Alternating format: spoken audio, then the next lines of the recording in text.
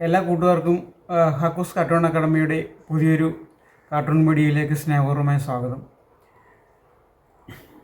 ഞാനിന്ന് വരയ്ക്കാൻ പോകുന്നത് നമ്മുടെ പി ശശിയെ കുറിച്ചിട്ടുള്ള ഒരു കാർട്ടൂണാണ്.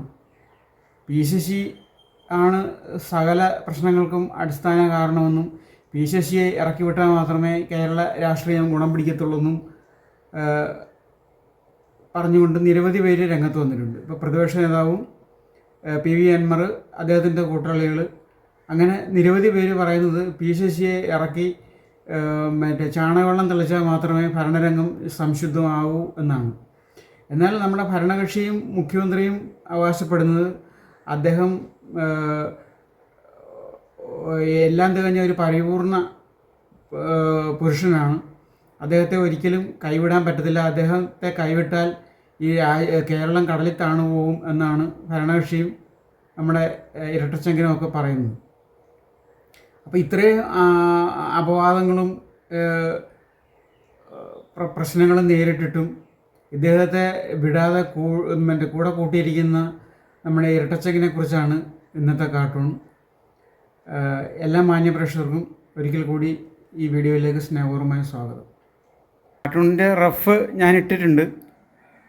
ഇതാണ് നമ്മുടെ എല്ലാ ആക്ഷേപശരങ്ങളും വന്നിട്ടും മുഖ്യമന്ത്രി അദ്ദേഹത്തെ തൊട്ടിലിട്ട് ആട്ടുമാണ്. സ്വന്തം കിടാവിനെ താരാട്ടുന്ന കണക്ക് ഉണ്ണിക്കൈ വളരെ വളരെ എന്നും പറഞ്ഞിട്ട് താരാട്ടുപാട്ടും പാടി അദ്ദേഹം ഉറക്കുകയാണ് നമ്മുടെ പി ശശിയെ. ഈ കാർട്ടൂണിൻ്റെ ഇങ്കിങ്ങിലോട്ട് നമുക്ക് കടക്കാം. എല്ലാ മാന്യപ്രേക്ഷകർക്കും സ്വാഗതം. അപ്പോൾ നമുക്ക് വരയിലോട്ട് കടക്കാം. ഈ കയറിൻ്റെ അപ്പുറത്താണ് മുഖ്യമന്ത്രി നിൽക്കുന്നത്. അതുകൊണ്ട് ഈ കയറ് നമുക്ക് ആദ്യം വരയ്ക്കേണ്ടി വരും. കാരണം മുഖ്യമന്ത്രിയുടെ മുഖം അത്ര മറഞ്ഞായിരിക്കുന്നു.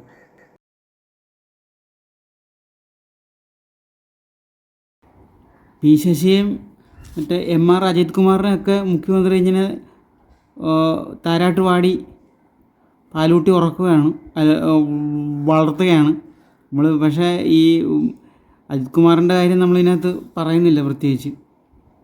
ഈ ശശിയുടെ കാര്യമാണ് ഇപ്പം വാർത്താ മാധ്യമങ്ങൾ റിപ്പോർട്ട് ചെയ്യുന്നത്. ശശിയെ എന്തു വന്നാലും പുറത്താക്കത്തില്ല, ശശിയെ സംരക്ഷിക്കുമെന്ന് പറഞ്ഞിട്ട്. ശശിയെ പറ്റിയുള്ള ആരോപണങ്ങളൊന്നും ഇവരുടെ ശ്രദ്ധയിൽ വന്നിട്ടില്ല.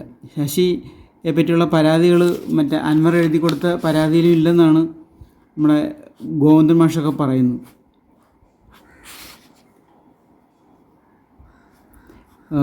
അത് ശശിയുടെ പേര് എഴുതി കൊടുക്കാഞ്ഞതിൻ്റെ കാരണം അൻവർ തന്നെ പറഞ്ഞിട്ടുണ്ട്. അതായത് ശശിക്കെതിരായിട്ടുള്ള പരാതി എഴുതി കൊടുത്താൽ അത് നേരെ ശശിയുടെ അടുത്തേക്കാണ് മുഖ്യമന്ത്രി റെഫർ ചെയ്യുന്നത്. തനിക്കെതിരെയുള്ള പരാതി വന്നു കഴിഞ്ഞാൽ ശശി എന്തു ചെയ്യുമെന്ന് നല്ല ബോധ്യമുള്ളതുകൊണ്ട് നമ്മുടെ അൻവർ അങ്ങനെ ശശിയുടെ പേര് എഴുതി കൊടുത്തില്ല എന്നാണ് ശശി പറയുന്നത്.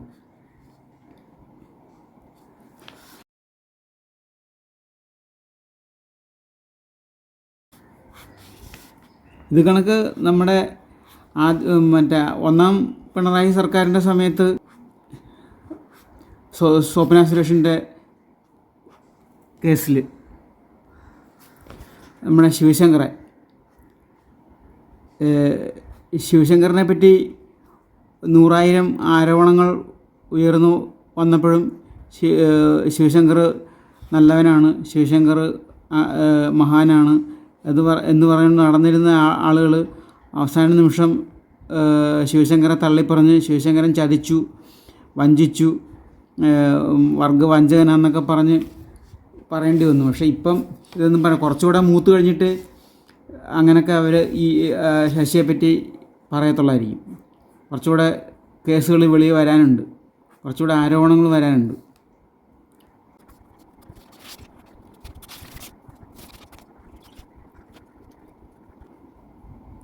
പൂച്ച കണ്ണടച്ച് പാല് കുടിക്കുന്ന കണക്ക് ഇദ്ദേഹം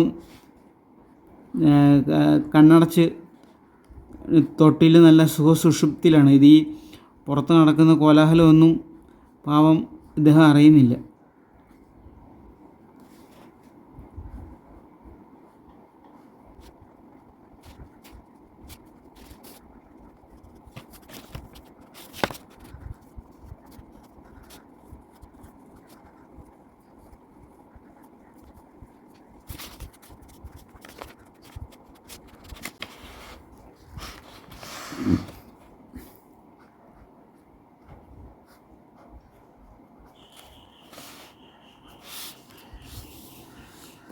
ഇനി ഇദ്ദേഹം പാടുന്ന ആ തിരുവാതിര ആ മറ്റേ ഊഞ്ഞാല തൊട്ടിലിട്ട് പാടുമ്പോൾ പാടുന്ന ആ പാട്ട് എഴുതുകയാണ്. ഉണ്ണിക്കൈ വളരെന്നാണ്, ഈ കോഴക്കൈ വളരെന്നാണ് സത്യം പറയാൻ എഴുതേണ്ടത്.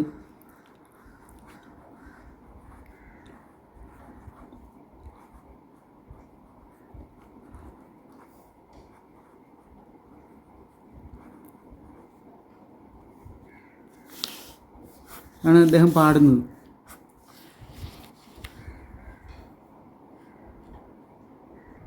അപ്പോൾ കാർട്ടൂൺ കഴിഞ്ഞിട്ടുണ്ട്. ശശിക്ക് വീഴ്ച പറ്റിയിട്ടില്ലെന്നാണ് CPM അവകാശപ്പെടുന്നത്. അപ്പോൾ അതാണ് വാർത്ത, ഇതിൻ്റെ തീം അതാണ്. മുഖ്യമന്ത്രി തരാട്ടുപാടി ഉറക്കുകയാണ് ഉണ്ണിക്കൈ വളരെ വളരെ എന്നും പറഞ്ഞിട്ട്. അപ്പോൾ ഈ ആഴ്ചത്തെ കാർട്ടൂൺ സമാപിക്കുകയാണ്. എല്ലാ മാന്യ പ്രേക്ഷകരും ഇഷ്ടമായെങ്കിൽ ലൈക്ക് ചെയ്യണം, ഷെയർ ചെയ്യണം, സബ്സ്ക്രൈബ് ചെയ്യാത്തതുണ്ടെങ്കിൽ സബ്സ്ക്രൈബ് ചെയ്യണം, കമൻറ്റ് ചെയ്യണം. ഇന്നത്തെ ഈ കാർട്ടൂണിൽ നിന്ന് ഇവിടെ പറയുന്നത് കാർട്ടൂണിസ്റ്റ് ഹക്കു. ഇത് മറ്റൊരു കാർട്ടൂണാണ്, അതിൻ്റെ കൂടെ കാണിച്ചെന്നേ ഉള്ളൂ. അതായത് എല്ലാ ഈ പ്രശ്നങ്ങൾക്കും കാരണം ചില പുഴുക്കുത്തുകളാണെന്നാണ് ഇപ്പോൾ സർക്കാരിൻ്റെ പുതിയ കണ്ടുപിടുത്തം. എല്ലാത്തിനും കാരണം പുഴുക്കുത്താണ്. അപ്പോൾ PRD ഇന്നലത്തെ പത്രത്തിലെ പ്രധാന ഒരു വാർത്തയാണ് PRD യുടെ ഇടപാടിലും മുഖ്യമന്ത്രിയുടെ ഓഫീസിൻ്റെ ഇടപെടലുണ്ടായിരുന്നു. അതിനകത്ത് മുഖ്യമന്ത്രിയുടെ സിൽബന്ധികളെയും ബന്ധുക്കാരെയൊക്കെ തിരികെ കയറ്റി ലക്ഷക്കണക്കിന് രൂപ അധിക ചിലവ് വരുത്തി എന്നൊക്കെ ഒരു വാർത്ത ഇന്നലെയാണ്. ഇന്നും അതിൻ്റെ ഫോളോ അപ്പ് പത്രങ്ങളിലുണ്ട്. അപ്പോൾ PRDയിലും ഉണ്ട് പുഴുക്കുത്ത്. മുഖ്യമന്ത്രി ഭരിക്കുന്ന എല്ലാ ഡിപ്പാർട്ട്മെൻറ്റിലും പുഴുക്കുത്തിൻ്റെ ബഹളമാണ്. അപ്പോൾ ഈ പുഴുക്കുത്തിനെ ഒന്നും ഇവർ നിയന്ത്രിക്കാൻ ഒന്നും ശ്രമിക്കുന്നില്ല. അപ്പോൾ PRDയിലെ ഒരു പുഴുവിൻ്റെ പുറത്താണ് ഇദ്ദേഹം ഇരിക്കുന്നത്. ഇത് സാന്ദർഭികവശാൽ ഇതൊന്ന് കാണിച്ചെന്നേ ഉള്ളൂ.